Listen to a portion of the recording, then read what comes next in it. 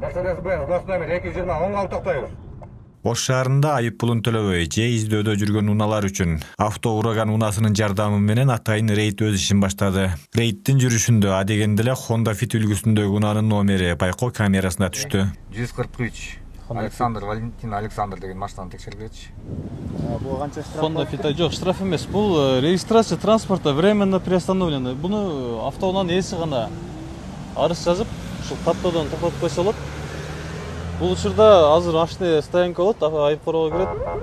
Рейдтин экинчи карманы Mercedes-Benz үлгүсүндөгү унаа болду. Ал унаанын номери аркылуу айдоочуга башкы прокуратура тарабынан издөөдө турат деген айып тагылып, айып короосуна жөнөтүлдү. Автоураган боюнча сиздин машинаңыздын азыр розыскада деп берип атат. Автоунааңыз издөөдө деп.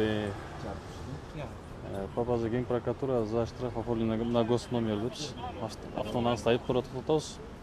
Ошол боюнча териштирүү өзүңүз тактап чечип аласыз. Азыркы учурда машинаңызды инспектор айып короо тийиштүү протокол түзүп бересиз. Эми мындай рейд күн сайын уланып турат. Атайын технология менен жабдылган автоунаа жарым саат ичинде 3 унааны айып короосуна жөнөттү. Бул автоунаа за нарушение ПДД дейт. Бул ошол штрафтар боюнча кирген. Безопасный город деп жана сурап аттыңыз беле? Ошол безопасный город боюнча штрафтары бар. 3000 сомдон өткөн айып пул төлөбөй жүргөн машина.